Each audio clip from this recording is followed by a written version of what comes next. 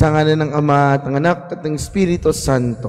Amen. Ang pagpapalan ng ating Panginoong Kristo, ang pag-ibig ng Diyos Ama at ang pakibagkaisa ng Espiritu Santo naway sumainyong lahat. At sumaiyo rin. Mga minamahal na kapatid, tayo po ngayon ay nasa ikawaling araw ng ating Misa de Gallo. Kaya nga po sa oras na ito, sa ating pong misa, ating hilingin na nawa ang regalong pinagkaloob sa atin ng Diyos ay ating pagyamanin, nalutigit, ialay para din sa kanyang kapurihan. At upang tayo ay maging marapat gumanap sa banal na pagdiriwang, aminin po natin ang ating mga nagawang pagkakasala. Inaamin ko sa makapangyarihang Diyos, Sa inyo mga kapatid, nalubha ako nagkasala sa isip, salita at sa gawa, at sa aking pagkukulang. Kaya isinasamo ko sa mahal na Birheng Maria, sa lahat ng mga anghel at mga banal, at sa inyo mga kapatid na ako'y panalangin sa Panginoong ating Diyos. Kaawaan tayo ng makapangyarihang Diyos, patawarin tayo sa ating mga kasalanan, at patnubayan tayo sa buhay na walang hanggan. Amen.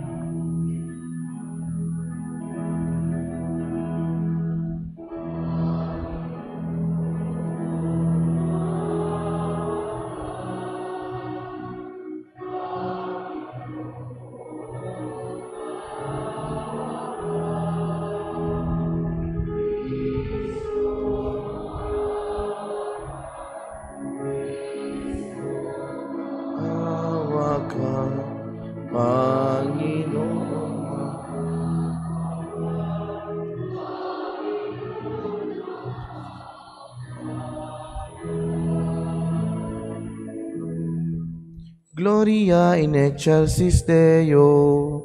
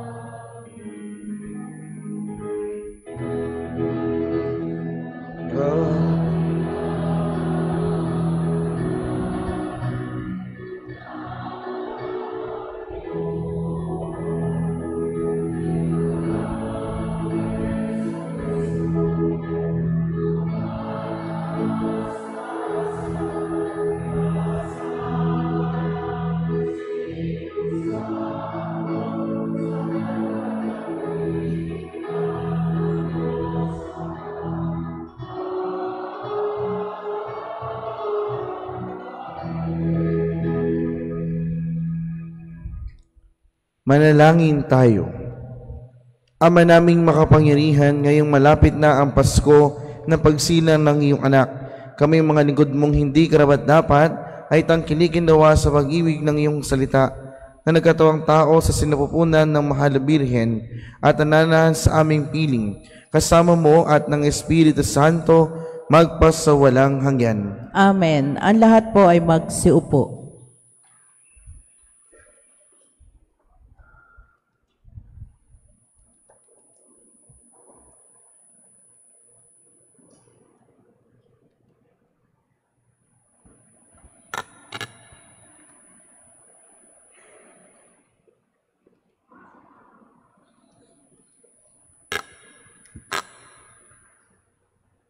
Pagbasa mula sa aklat ni Propeta Malakiyas.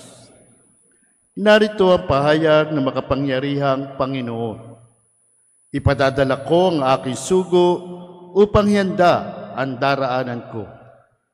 At ang Panginoon na inyong hinahanap ay biglang darating sa kanyang templo. Darating ang pinakahihintay ninyong sugo at ipahayag ang aking tipan. Ngunit, sino ang makatatagal pagdating ng araw na iyon? Sino ang makaharap pag siya'y napakita na? Siya'y parang apoy na nagpapadalisay sa bakal at parang matapang na sabon. Darating siya para humatol at dadalisayin niya ang mga saserdote tulad ng pagdalisay sa pilak at ginto. Sa gayon, magiging karapat-dapat silang maghandog sa Panginoon. At ang mga handog na dadalhin ng mga taga-Huda at Jerusalem ay magiging kalugod-lugod sa Kanya, tulad ng dati. Ngunit bago dumating ang nakahindik ng araw ng Panginoon, isusugo ko sa inyo si Propeta Elias. Muling makakalapit ang loob ng mga ama at mga anak. Kung hindi, mapipilitan akong pumariya at wasakin ang inyong bayan. Ang salita ng Diyos.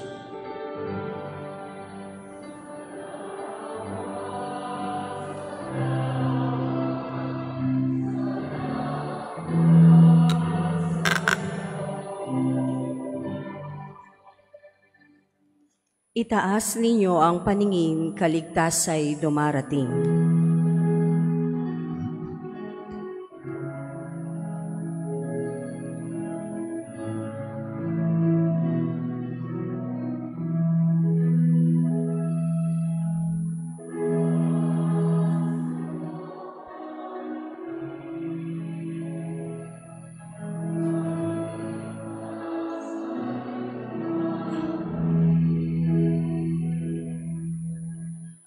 Ang kalooban mo'y ituro, O Diyos, ituro mo sana sa aba mong lingkod.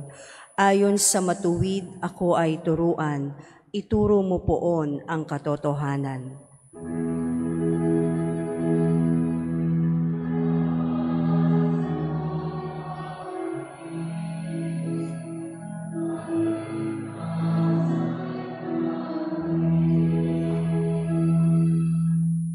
Mabuti ang poon at makatarungan sa mga salari, guro at patnubay. Sa mabababang loob siya yaong gabay at nagtuturo ng kanyang kalooban.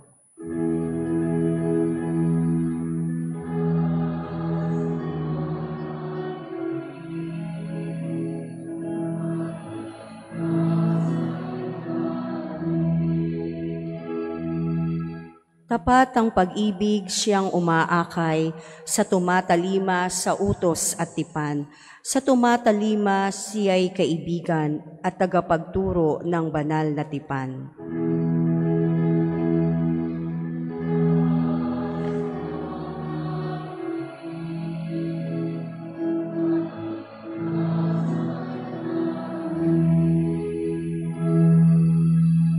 Ang lahat po ay magsitayo.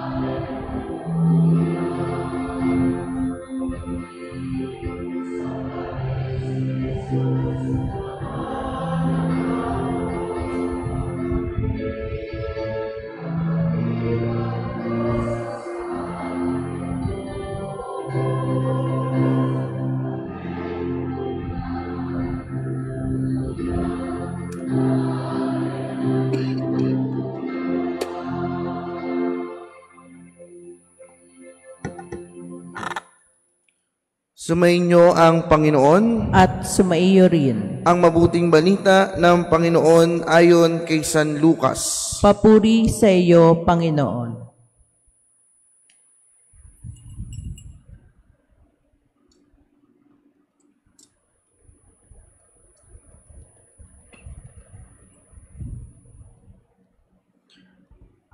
Dumating ang oras ng panganganak ni Elizabeth at nagluwal siya ng isang sanggol na lalaki.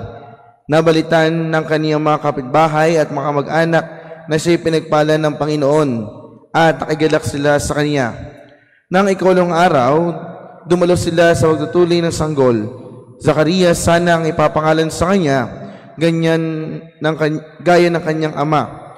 Ngunit sinabi ng kanyang ina, hindi. Juan ang ipapangalan sa kanya, subalit wala isa man sa iyong mga kamag-anak ang may ganyang pangalan, wikaan nila. Kaya tinuditan nila ang kanyang ama at itinanong kung ano ang ibig niyang itawag sa sanggol.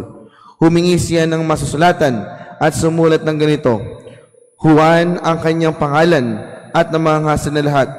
Pagdakay nakapagsalita siya at nagpuri sa Diyos. Natakot ang lahat ng kanilang kapitbahay.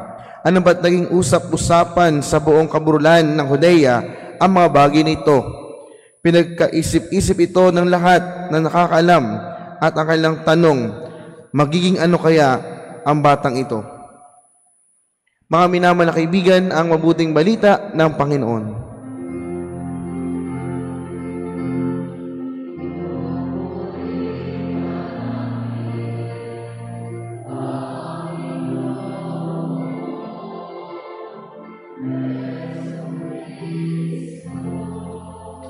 Ang lahat po ay magsiupo. Magandang umaga po sa ating lahat. Magandang umaga rin po, Father. Malapit na po tayo sa exciting part dahil bukas ang huling araw ng ating Misa de Gallo at alam ko excited na po ang lahat sa araw ng December 25. Lalo tigit ang mga bata dahil tatanggap na sila ng mga regalo. At yung iba marahil ay nakatanggap na, pero we have this kind of tradition na bubuksan ang mga regalo sa araw ng Kapaskuhan o sa dispiras ng Kapaskuhan dahil lahat nga ay excited na at ang lahat ay nag-aasam na ng mga regalo.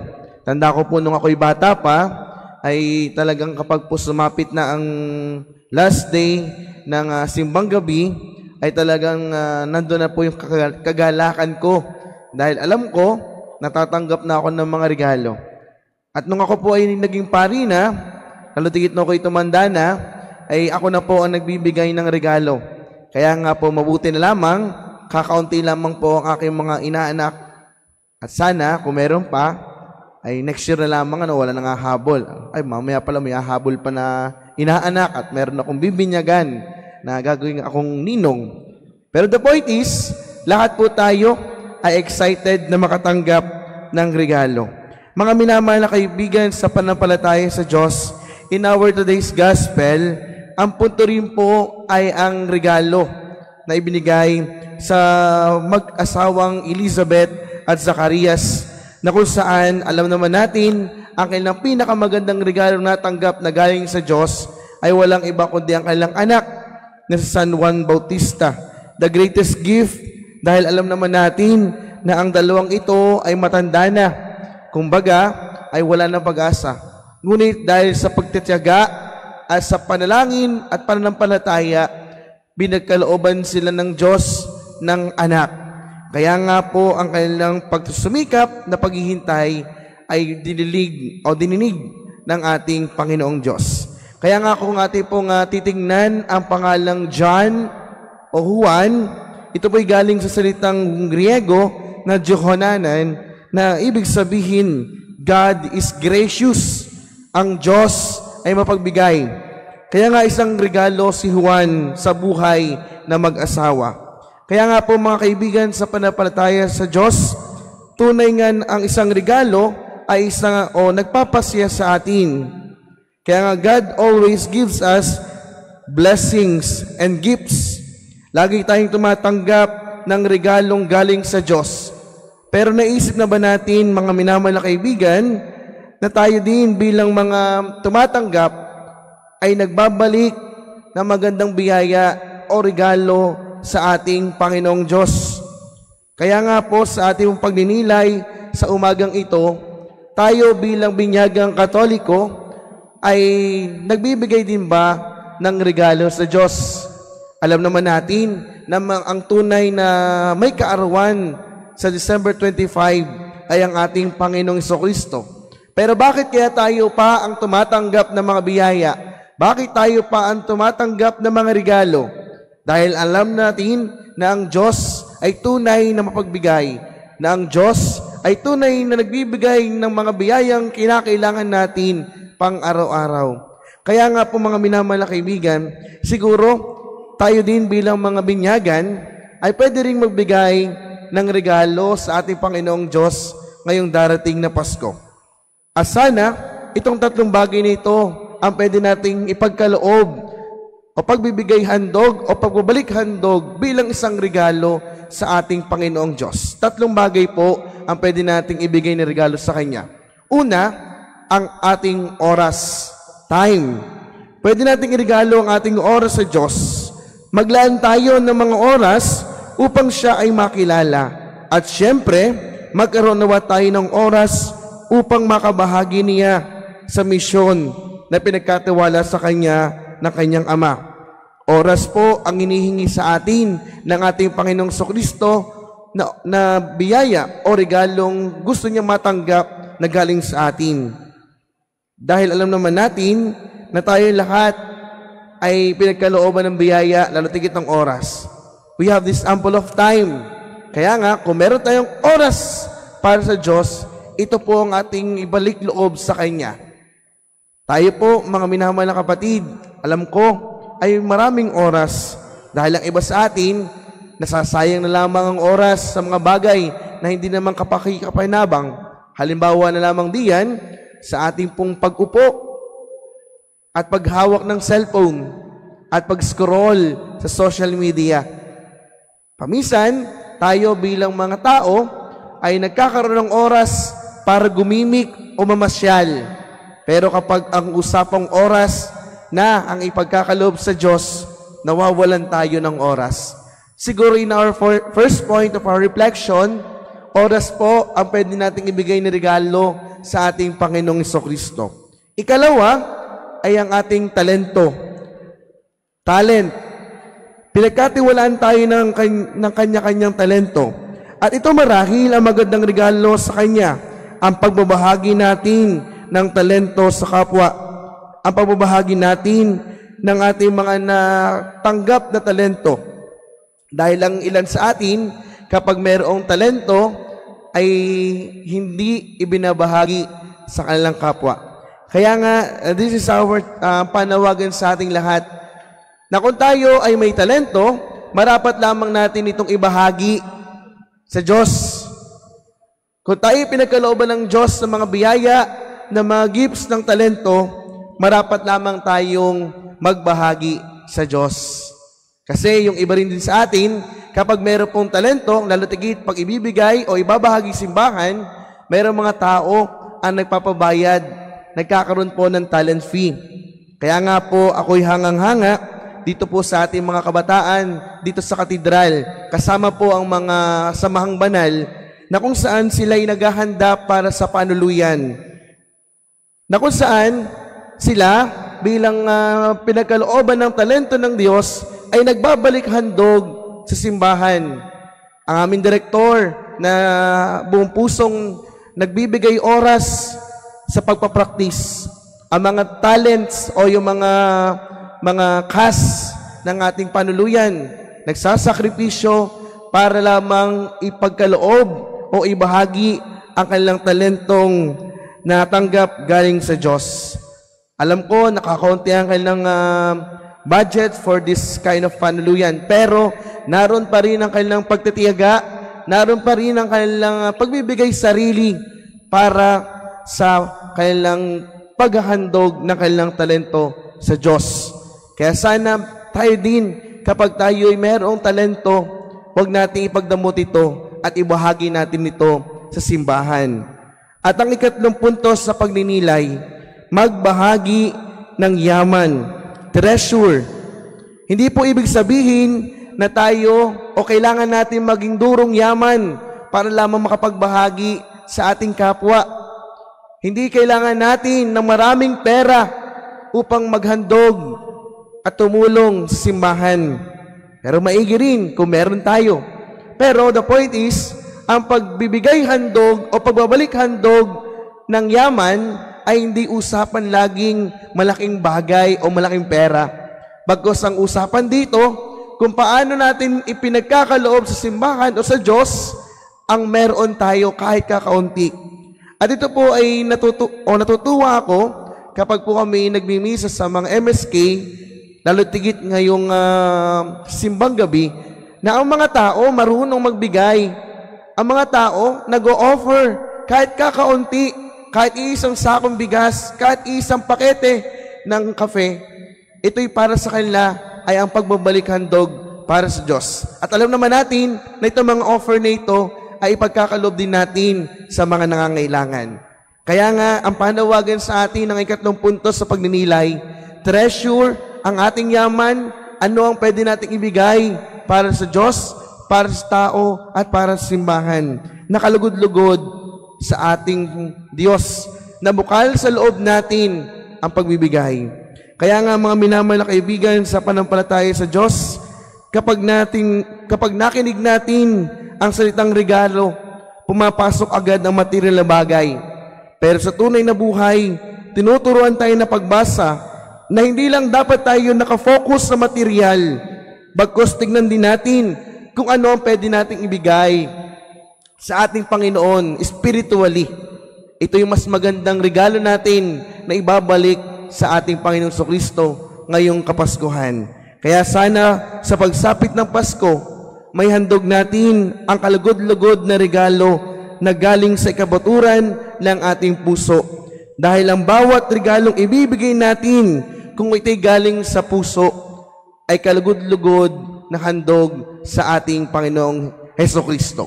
Kaya sana sa pagsapit ng Pasko, hanapin natin ang pinaka-the best na pwede nating ibigay sa ating Panginoong Hesukristo. Maaring ang ating oras, maaari ang ating talento, o maaari ang ating yaman. Dahil ito lamang ang request ng Diyos, sana pagbigyan natin siya.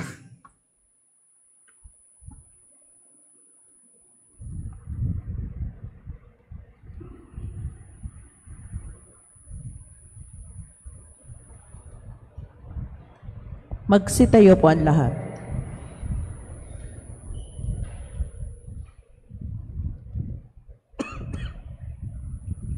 Pinagkalooban ng Diyos ang magkasintahang sina Zacarias at Elizabeth na isang anak, siyang simbolo ng Diyos at tumutugon sa bawat dasal ng ating sinasambit.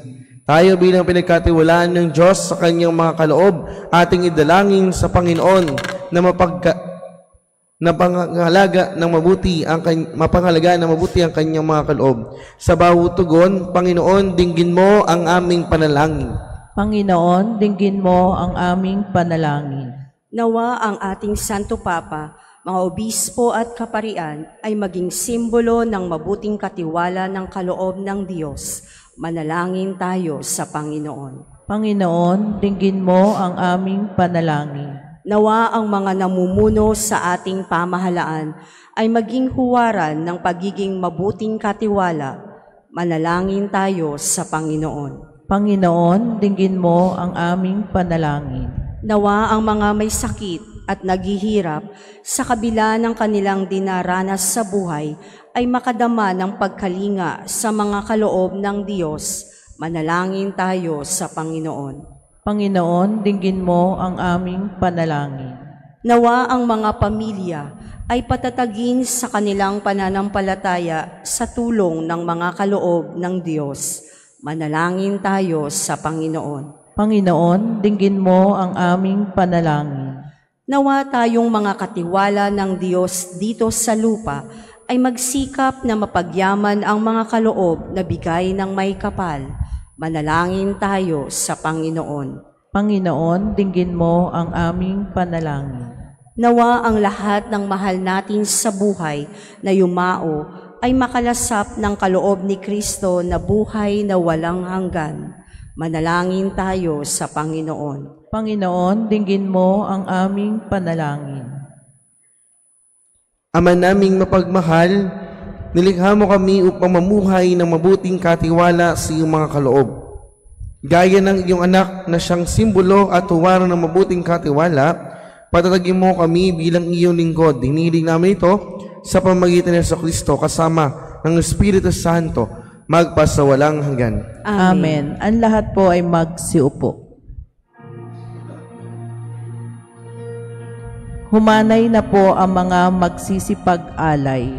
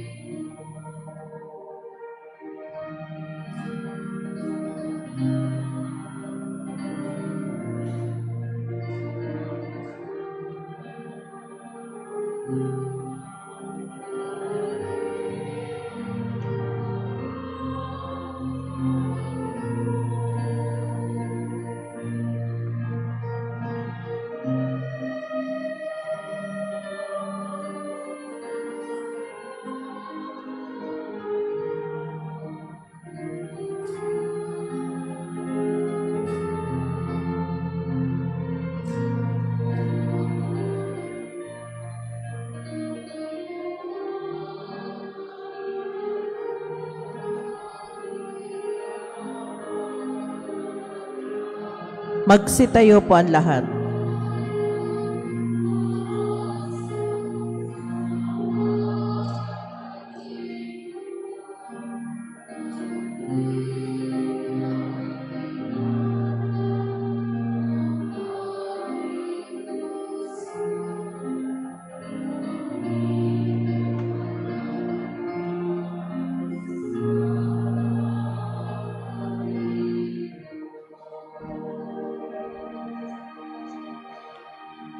Manalangin kayo mga kapatid upang paghahain natin ay kalugdan ng Diyos Amang makapangyarihan. Tanggapin nawa ng Panginoon itong paghahain sa iyong mga kamay sa kapurihan niya at karangalan sa ating kapakinabangan at sa buong sambayanan niyang banal. Ama naming lumikha, ang paghahain ito na nagdudulot sa amin ng ganap na pagsamba sa iyong kadakilaan ay maging lubos na pakipagkasundo namin sa iyo upang may pagdiwang namin na may dalisay loob ang pinagbuhatan ng aming manunubos na namamagitan kasama ng Espiritu Santo magpasawalang hanggan. Amen. Sumainyo ang Panginoon. At sumaiyo rin. Itaas sa Diyos ang iyong puso at diwa. Itinaas na namin sa Panginoon. Pasalamatan natin ang Panginoong ating Diyos. Marapat na siya ay pasalamatan. Ama naming makapangyarihan, tunay ngang marapat ni ko'y aming pasalamatan. Bukod mong pinagpalang maging ina ni Hesukristo, ang mahal na napupuri at nagagalak sa iyo. Ikaw ang gumawa ng tanang dakilang bagay. Ikaw lumingap sa lahat kailanman. Nilingap mo ang mahal na Birheng bilang iyong abang alipin na iyong binigyan ng tungkuling kumalinga sa anak mong manunubos namin. Kaya't kayo sana mga anghel nagsiawit ng papuri sa iyo nang walang humpay sa kalangitan, kami nagbubunyi sa iyong kadakilaan.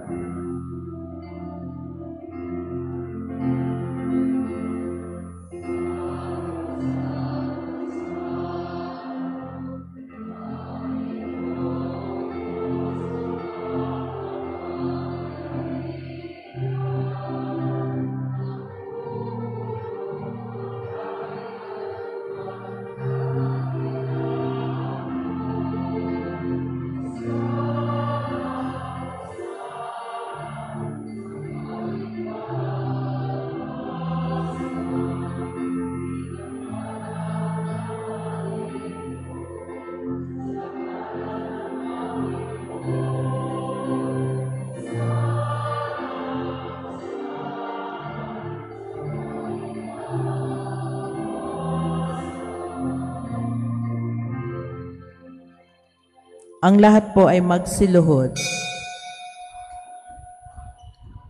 Ama naming banal, ikaw ang bukal ng tanang kabanalan, kaya sa pamamagitan ng Espiritu, gawing banal ang mga kaloob na ito, upang para sa amin maging katawan at dugo ng aming Panginoong Hesukristo.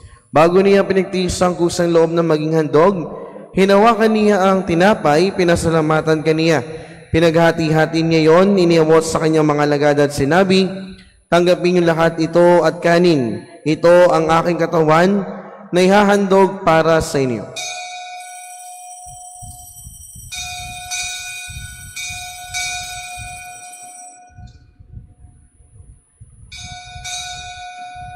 Gayun din naman, nung matapos ang hapunan, hinawakan niya ang kalis. Muli kaniyang pinasalamatan. Iniabot niya ang kalis sa kanyang mga alagad at sinabi, tanggapin niyo lahat ito at inumin. Ito ang kalis ng aking dugo ng bago at walang hanggang tipan. Ang aking dugo na ibubuhos para sa inyo at para sa lahat sa ikapagpapatawad ng mga kasalanan. Gawin niyo ito sa pag-alaala sa akin.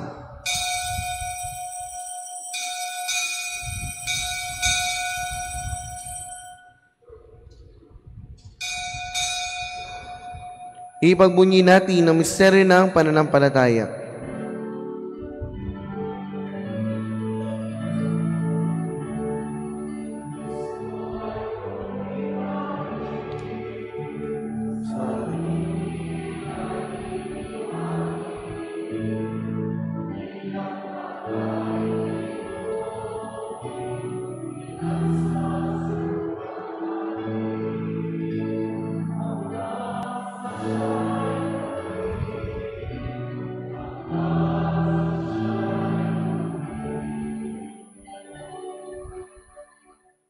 Ama, ginagawa namin ngayon ang pag-alaala sa pagkamatay at muling pagkabuhay ng iyong anak, kaya tiniyari namin sa iyo ang tinapay na nagbibigay buhay at ang kalis na nagkakaloob ng kaligtasan.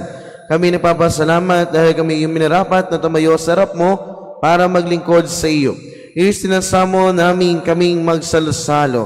Sa katawan ng dugo ni Kristo ay mabuklod sa pagkakaisa sa pamamagitan ng Espiritu Santo. Ama, lingapin mo yung simbahang laganap sa buong daigdig. Puspusin mo kami sa pag-ibig kay San Francisco na aming Papa at imeldarin naming obispo at ng tanang kaparian. Alalahanin mo rin ang mga batid naming nahimlay na may pag-asang salimuling buhay, gayon din na lahat ng mga pumanaw. Kawaan mo sila at patuloyin sa iyong kaliwanagan.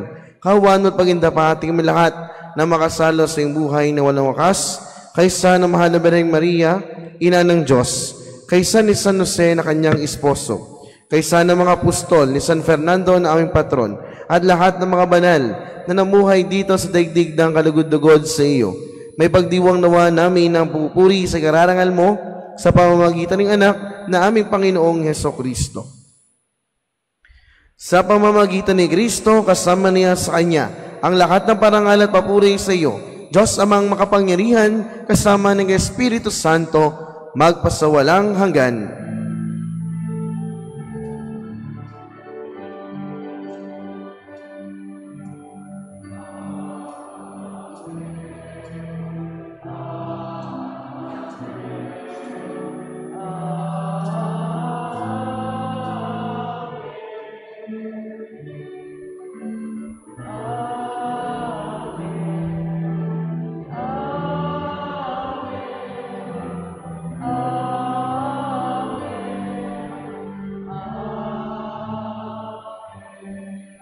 Ang lahat po ay magsitayo. Sa tagubili na agaling na utos sa turo ni Jesus na Panginoon natin na Diyos, ipahayag natin ng lakas loob.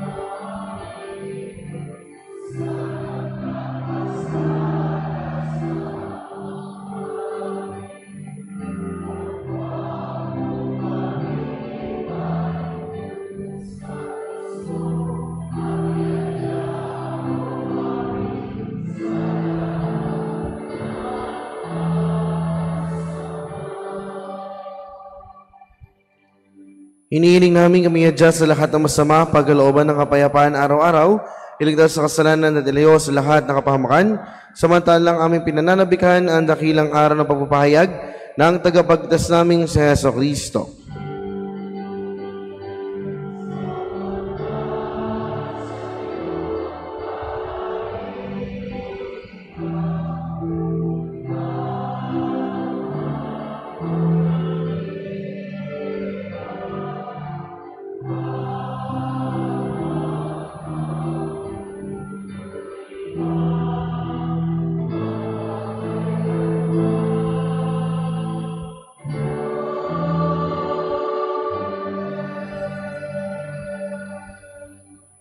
Panginoon Kristo, sinabi mo sa iyong mga apostol, kapayapaan ang iniiwan ko sa inyo. Ang aking kapayapaan ang ibinibigay ko sa inyo. Tungayan mo ang aming panampalataya at huwag ang aming pagkakasala. Paglooban mo kami ng kapayapaan at pagkakaisa, ayon sa iyong kalooban, kasama ng Espiritu Santo, magpasawalang hanggan. Amen. Ang kapayapaan ng Panginoon ay laging sumainyo. At sumaiyo rin. Magbigayan kayo ng kapayapaan sa isa't isa.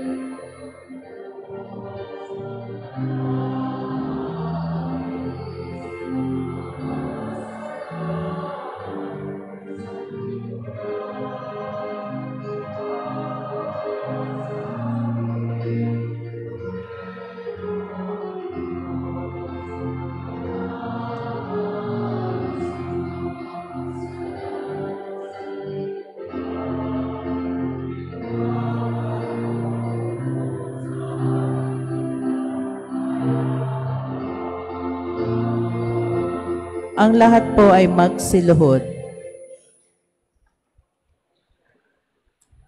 Ito ang kordero ng Diyos. Ito ang nag-aalis ng kasalanan ng sanlibutan. Mapalad ang mga inaniyahan sa kaniyang piging. Panginoon, hindi ako karapat-dapat na magpatuloy sa iyo, ngunit sa isang salita mo lamang ay gagaling na ako.